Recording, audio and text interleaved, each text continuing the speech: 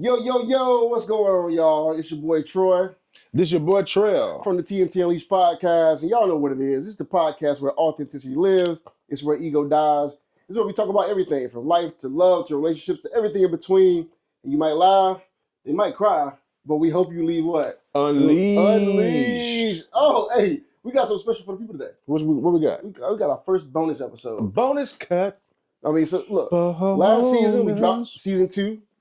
Right? Then we dropped season 1 before that. So it's 2 seasons in. And now we get hyped up for season 3. Let's go. And it's been a while since we recorded, man. So I'm excited to be back in the room with your brother. Excited to have another episode going on here. So let's just jump into it, man. Let's get straight into it. Let's just jump into it because you know what people are expecting from us. What's that? Unleashed thought. Unleashed thought? You know they expected an unleashed thought from us. That's the first thing we got to get off our chest. All right, let's get it off. What you got? Oh, I got something good for you today. Talk to me. I don't care if they get mad about this. It's okay. But my daughter, she ain't good enough to keep going to gymnastics. She ain't good enough to keep going to gymnastics class. Why do I say that? Why? I'm not paying almost $200 a month for you to be doing the same somersault and the same round off and the same flip you was doing 3 years ago. There's a lot of money invested. It is. There's a lot of money invested. I mean, I'm sure you're a father. If your daughter was in a sport where she was still doing rollover flips on her head 3 years later, She got to be good at it now. she got to be good at it. After so many dollars. Look, how much I got to invest? You got to be good at it now. You got to be good at it now. I don't know, because people might think I'm like wrong for that. You think I'm wrong? Not at all, because Kenzie's good at 1,000 things. Gymnastics just might not be one. Yes. Got 99 problems and gymnastics is one. It is one. It is one, yeah. Gymnastics is one. Yeah, I could totally dig it, man, because, hey, investing is investing. If you ain't getting that ROI, then why do it? You got to cut it off. And here's my thing, bro. I'm paying for, not the word evolution, but what's the word I'm looking for? Progress. Yes. That's what I'm paying for in something I'm investing in. Yes. It has to continue to get better with time. Right. Otherwise, it's just a hobby. Exactly. And we can find hobbies. You can go like plant stuff out in the yard, like do science experiments downstairs on the table. But I ain't paying almost $200 a month for it. Hey. She's kind of sad about it. It's all good. She'll only be sad till she find that next thing. The cool thing is she's picking up tennis. Yeah. How's she doing with it? She's doing great tennis. So guess what I'm going to do? What? Redistribute funds. Redistribution. That's what we going to do. So, man, that's my least thought for the day, bro. I thought that was pretty funny. I think she's a little bit salty with me, but it is what it is, bro. She's going to be fine. Let me tell you about my unleashed thought. What you got? Man, this is 2025 now. Happy New Year. Happy New Year. What's your lady, 14? 13, right? No, 14. 14? Right, 14. So listen, y'all. I'm 14 days into the new year, and I already heard something crazier than 90% of the things I heard last year. What's that? In 2024. And it came directly from Troy. Okay. He don't like coffee that's too hot. What's wrong with that? Where have you ever heard that from, cuz? Where have you ever heard somebody say, this coffee tastes good, but it's too hot? That's the most ridiculous thing. You're going to learn today. That's the most ridiculous thing. Man, look, here's the thing. Trell. How you don't want your coffee? Trell. I want my coffee warm enough to drink. How many degrees? I don't know the degree number. Well, you don't know, they don't know. All I know is if the coffee is too hot, if I got to wait 30 minutes to drink it, then I don't like that. Well, why don't you just drink some cold milk? No, but I will say. So that's the difference between Starbucks coffee and Dunkin' Donuts coffee. Dunkin' Donuts coffee is too hot, bro. Look, we're gonna do a poll. We're gonna do a poll. What coffee is better, Starbucks, Dunkin' Donuts? And I bet you, my people are gonna say Starbucks. And I bet you the reason won't be because it's too hot. You know what? I bet you that. You know what? That's fair. But at the same time, bro, if it's too hot to drink, I had to wait 30 minutes to drink the coffee. Well, maybe you should toughen up your mouth. No, maybe I should not burn my taste buds off. Shit. Got dirty. Man, we got a big topic. What's the topic today? Primetime Deion Sanders. Man. What's going on with him? I got one thing to say. Talk to me. I don't want Deion in the NFL. Okay. So first, let me preface this. Coach Primetime Deion Sanders met with Jerry Jones. Unfortunately. Talking about the possibility of coaching the Cowboys. Okay. This is after I won my $100 last season. All right. From all the games I won. You gonna brag about it? Yes, I am. You gonna brag about I'm it? gonna brag about it. Yeah. Remind the people the bet. The bet was I bet Coach Primetime Deion Sanders would get 8 wins at minimum this season in the second season, coaching Colorado Buffalo football. Okay. And he did it. Yeah, I paid up. But let's talk about him going to the Cowboys. Tell me more about why you don't want him to go to the NFL. I don't want him in the rigmarole of Dallas, of Jerry Jones. I think his biggest impact in life will be with those kids who are on the brink of manhood. To me, once they're already there, I don't know if he's gonna have the same impact in their life. Right. I believe that because of the way he moves, the way he operates in the world, his calling, to me, his biggest impact is gonna be on kids that are like right around college age. I mean, the mentorship part of it. Yeah. That's what I see from him the most. Outside of the coach and the superstar he was, I see the way he changes little young guys' lives. Yeah, I actually totally agree with you. I think his calling is bigger than football. Yeah. I think it's mentorship. I think it's helping young men, young boys, young men become actual men. Yeah. I think it's that's college is one of those stopping points, one of those milestones that really shapes you as a human. Facts. So his ability to impact is much greater in the college space. On the flip side of that coin, what's that? Deion can be Deion wherever he's at. That's a fact, Jack. My biggest challenge with him going to Cowboys is I'm an Eagles fan, and I would have to not hate the Cowboys for the first time in my life, Holmes. I mean, I like I said, you tend to think that I'm a Cowboys fan for some reason, just because my daddy a Cowboys fan. I'm just saying that's all. But if you want to now go ahead and profess your love for the Cowboys, go ahead. No, not today. Go ahead, man. Not today. Now, I also think that him going to the Cowboys, although he played there, would be that would make his first experience as a head coach in the NFL not a good one. Yes. Because Jerry Jones is Jerry Jones. He gonna be Jerry Jones. You know what I'm saying? I would much rather see Coach Prime go to like the Steelers. I agree. I love Tomlin, so that's not to say Tomlin needs to go. Facts. But an organization as such, or maybe even the Bengals. Yeah.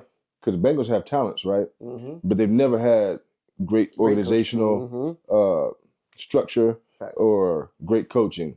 I would love to see that. But yeah, Deion, you and God knows what to do. That's it. But impacting these boys, that's what we need. That's what we need in the world. But I do believe that you can do it when you get to the league because they're still young. Yeah. And then I think about like the call of being even bigger now that these boys have NIL. Who else to tell them boys how to manage a bunch of money and a bunch of fame at one time? Yeah. Than primetime Deion. That's a fact. You know what I mean? You know, a little known fact about Deion. Let me tell you what I saw recently. So, Shannon Sharp, shout out to Club Shay Shay. Yes. Early on, when it started popping, he brought on a woman that openly preys on rich men and athletes and had sex with them. What was her name? Oh, Brittany Renner, I think it was. Yeah, Brittany Renner? Yeah. Let me tell you how dope Coach Prime Deion Sanders is. He had her come and talk to his team about how much information she has on dudes and people like her has on dudes as soon as they show up in the league. That's crazy. He had her speak to the team and tell the team all the moves that she and women like her make when you draft it with all that money and had it break it down in detail. That's crazy. That's smart. That's the most gangster lesson I've ever heard, Holmes. Isn't that amazing? No, bro. I ain't never heard nobody doing it like that. Which, if you think about it, it should be done. It should be a standard thing. Yeah, it should be done. Like she came in and broke it down like, look, I already know how much you get signed. I know how much money you got. I know if you're insecure. I know if you ain't had no women. I know if you this. I know if you that. This is all the things I know before I even hit your DM. And that's crazy. He had her come break it down, Holmes. I hope they listen. Ain't that dope? That's meeting people where they are. Yeah.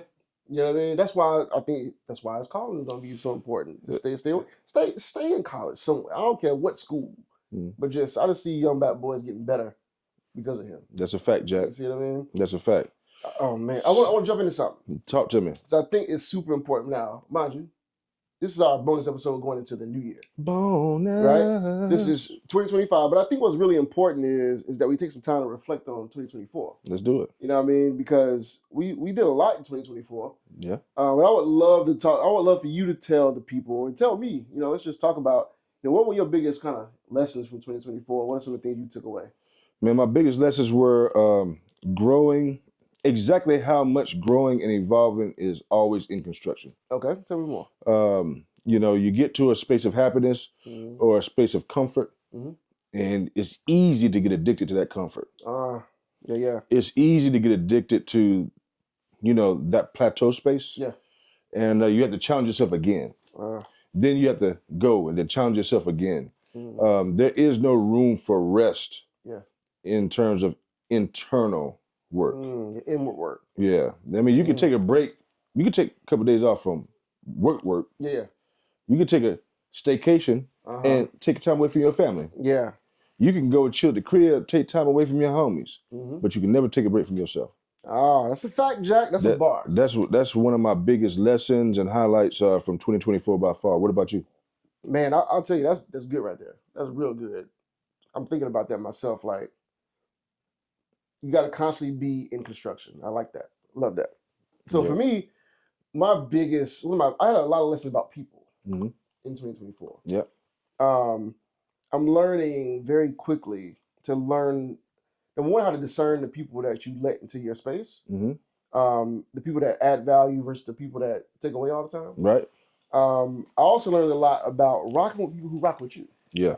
And thirdly, like, I learned you have to be interested in people, or not interested in people. Let me rephrase that. You have to surround yourself with people who care to get to know you. Yeah. Like the real you, the authentic version of you, like who you really are. I had to step back and think about the amount of people that probably have been around me, but don't know me. Right? And never cared to try to know me. Right. But on the flip side of that is I also had to teach people how to be better friends too. Yeah. That's one of the things you and I talk a lot about. Better friends, not just better friends, but better people around you. Like being able to tell people what you need from them in a season is super important. Facts. And I never really did that before. You know what I mean? So one of my biggest takeaways is like understanding how to do that and manage that well, and then being willing to watch the people around you, how they come, how they go. Yeah. You know what there was really important to them. So to me, I learned a lot of people lessons in 2024. That's super dope, man. What goals do you have for 2025? Ah, man, 2025 is gonna be great. I've got one word for you. Talk to me. And we all do, like the whole GT, right? Whole go to tell all our circle, we got one word, and it's better. Better. You know, it's better. And I'll tell you, that means in however we decide to what better looks like for us, just be better. Right. You know what I mean? I will tell you, I'll admit, 2024 was kind of an year for me in terms of some areas of life, right? You know, it's kind of like, I remember my word, it was like consistency. Right. And I did a lot of consistently not good things. Right. Yeah, consistent, but not in the right spaces. Consistent, but not in the right ways. In a lot of ways, right? And I think this year I want to just rechannel that energy. You know what I mean? And so I gave myself grace. Yeah. And said, you know what? But it was also one of the years of, this kind of goes back to what I learned. I realized it was kind of an year for me because I was willing to just be like, F it. Right. I was really like letting go of all control, like just kind of like, I was going to do whatever I want to do, how I want to do it. I'm kind of, it was like regaining control of myself. Yeah. And now I got to accelerate again. There you go. You know what I mean? Get back discipline, get back all the things. You know how sometimes you can take things too far? And that's just what I did. But what's crazy about it, and this is what we talk about all the time too, when you are at a certain level of like discipline in your life or a certain level of caliber in your life, even your default's still good. Facts. You know what I mean? Like even the default, I felt like I had a bad year. When I look at the year, I'm like, I did a lot of good stuff. Yeah, you know, that's a good point, an interesting point, a good segue for me because 2024 was indeed a tough year in certain ways, right? Yeah. But what we all managed to do at the GT was shed our old selves. That's not supposed to be easy. Yeah. Yeah. It's not supposed to be like breezy. It's not supposed to be, you know, a lot of movement. You're actually supposed to sit still. Yeah. This conversation I had with myself just a few days ago. You know what I mean? Because I'm trying to reconcile in my mind, you know, where I'm at, where I was at, where I'm trying to go. And my conclusion was I needed personally to sit very still. I didn't look at it that way. And that's in preparation for 2025. That's it. So, God and the universe prepared us to move again. But you can't, sometimes you gotta be still. That's something my mother always says to me, like, Trell, be still. And I believe we did that in 2024. You know what? We talk about reframing a lot, right? Maybe it wasn't an air year. Maybe it was a year of stillness. It was a stillness, and it was shedding. It was shedding old skin. Stillness and shedding. That's it. You made me think about it a whole different way. Yeah. Because I have a tendency to be a little hard on myself when I'm not constantly progressing. We share that. And I just came to that conclusion a few days ago. I was hard on myself too. Yeah. But I had to go back into the dojo and flip that switch back on, like I told you. Yeah. And that's what came to light to me first. Got it. Okay. All right. Let's jump into something else. Because I think this is gonna be good. You know how like you go into the new year and everybody has this idea of letting things go. Right. I want to let this go. I want to let that go. I want to let this person go. Whatever. So I want to talk a little about letting go. Okay, let's talk about it. So here's my first question. I got to know. Here's my first question for you. How do you know when it's time to let a person go out of your life? I think that for me right now, it's just energy based. Are you giving or are you taking? Are you pouring or are you drinking? Can you manage your own or do you need me to help? Yeah. Right? That's in friendship space. That's in work space. That's in intimate spaces. It's not solely connected to partnership. Yeah. It's in all spaces. That means I'm just going to evaluate, what the ratios are at the end of each interaction. I got you. Do I feel better when you walk away or worse? Okay. Do I feel different when you walk away in a good way or the same? And I can't take neither one of those. I feel you on that, though. That's, I think you simplify that in a way that's like very easy. Yeah. Energy. Yeah. Like when I come to the GT, I never walk away feeling bad. Yeah. Never. Never. I feel you on that. I never walk away feeling angry, frustrated, insecure, or anything. I feel a little bit better at all times. That's good. Holistically. Yeah. What about you? No. I honestly, it's hard for me to think of something better than that. Yeah. Right? If you simplify it down to energy, then it is what it is. Now, what I will say is this: I do think, because people talk a lot about cutting people off, right? I do think there's a space for not necessarily cutting people off, but accepting who they are. Right? I think sometimes we battle with this letting people go and cutting people off thing, really because we're expecting something from someone that they don't have the capacity to be. Yeah. You see what I mean? Yeah. I mean, that's where you and I differ just in this moment. Yeah. If my expectation is less than what I want in a relationship of any kind, I'm gonna cut your ass off. So let's talk about that though. Let's talk about it. What does cutting off look like? Cutting off means I won't reach out to you. Okay. So you can hit me up. I may or may not be available. Yeah. I may or may not want to talk to you. I may or may not do X, Y, or Z. Yeah. The cutoff is not an emotional cutoff. Gotcha. It's an energy protection cutoff. All right, that's fair. So that means I'm not gonna hit you up. Yeah. That's fair. I'm not gonna ask you to go nowhere. That's fair. I'm not gonna ask you to come to my house, and I don't want to come to yours. Yeah.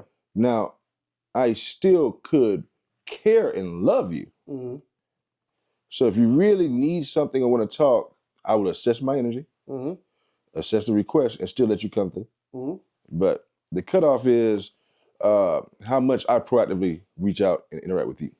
I think that was a disconnect there for us, because I don't define cutting off as just limiting access. Okay. Right. I kind of like in my mind, it's cold. It's like I don't miss you no more. Yeah. Well, for me, now that we've defined it, right? Yeah.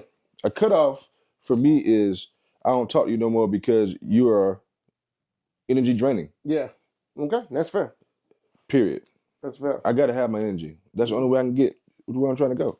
Dude, that's important because I feel like there's a lot of people that keep people around just because that's what they've always done. Exactly. Right. Default. So they look up and they're like, this person really does drain the mess out of me every time I'm with them. But I still entertain. I still have them hour-long conversations on the phone with them. And you finish and you got nothing out of it. They got everything out of it. Exactly. It goes back into the spiritual space for me. Like, people have always known, right? When they're driving somewhere they shouldn't go. Okay. And you go anyway. You keep going. You go anyway to appease people, to please people, or to show people something about you that they might not be able to see. It's always very, very outward. It has nothing to do with you. So the whole ride there, you don't want to go, you don't want to go, you don't want to go. You get there around the same people, and you don't have a different experience. Yep. Now, challenging yourself or stretching looks like, I don't want to go, but I really enjoy these people. So I'll drive there anyway, a little bit afraid or anxious about the experience. But I'm going to go there just because I trust the people that are there. Yeah. And then I'm still able to walk away with something. Yeah. Versus the opposite. Yeah, like you already know what it is. You already know when you finish talking to that person, when you go to that spot, whatever it is. Same old two-step. Yeah. I feel you. And I think that's probably one of the things we all need to let go of is just the comfortability of what we just know and kind of really get into the energy space. You know what I mean? That way, I think that's a good sign. Like you said, it's a good sign of when I need to let some people go. Yep, that's a fact, Jack. Let me ask you this. When is it appropriate to reconcile? Like, what are your signals? What are your signs? What in you says, okay, I need to reconcile this relationship? When I think about reconciliation, I think the first word that comes to mind for me is got to be accountability. Because that's where everything starts, right? Yeah. Everything starts with being willing to recognize your role in something. And so if you're willing to recognize your role in something now, that's step one. Facts. Right. Accountability to me is step one. Right. The next step is change behavior. Facts. You know, you can talk all day. People do that all the time, right? If I come to you and I'm very clear about what I need from you as a friend, as a family member, as a partner, whatever it is, and you can all day say, yeah, I'm going to do better at that. You know, I'm going to be better in this space. Yes. Whatever. And then you do the same thing over and over.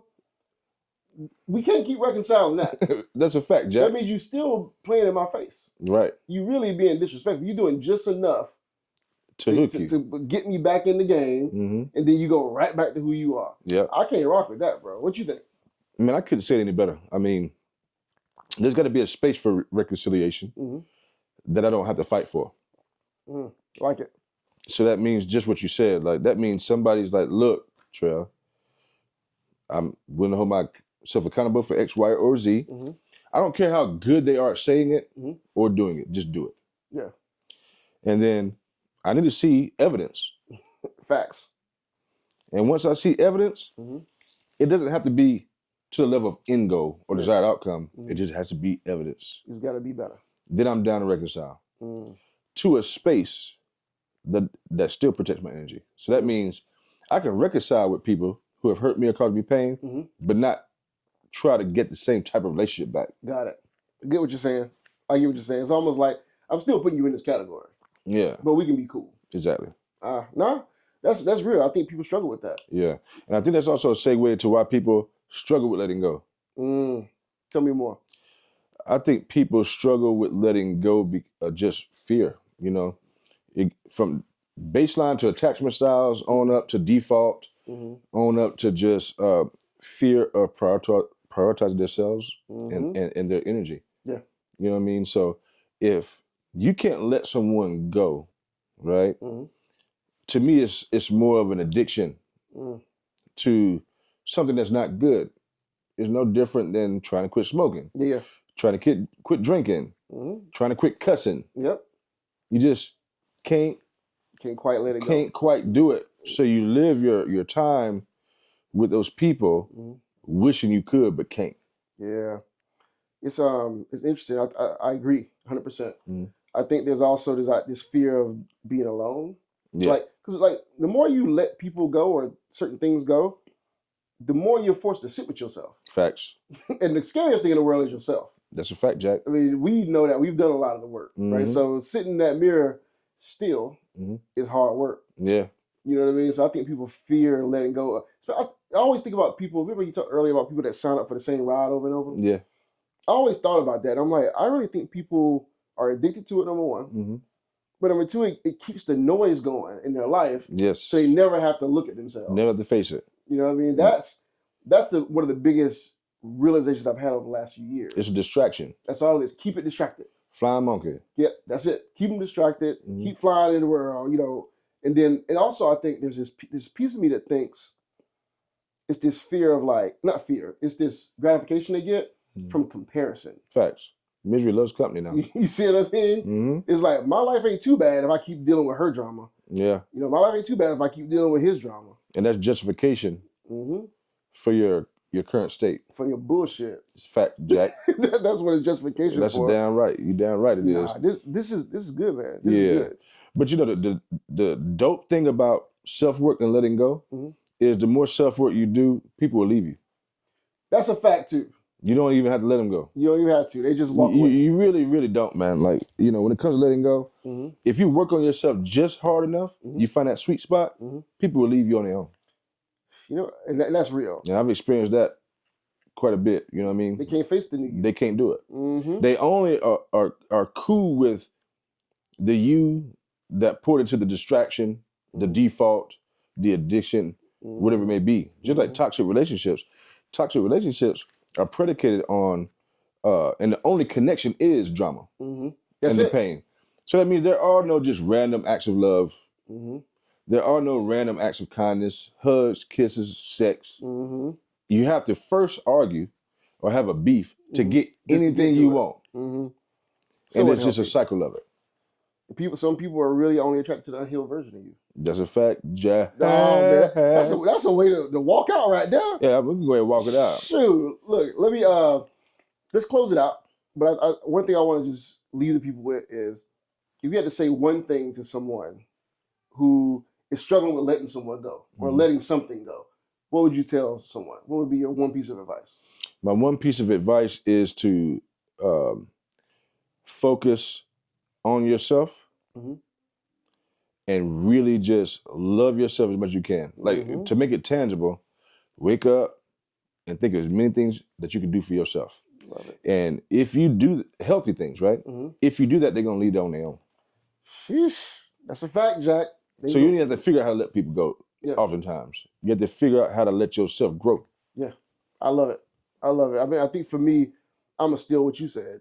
Pay attention to your energy. I don't really think we spend time enough doing that. Pay attention to your energy around people.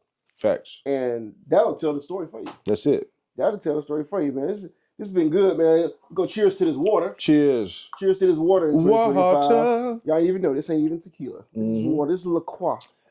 This is La Croix. This is what we on right now. Can you dig it? Being a little bit better. You ever ghosted somebody?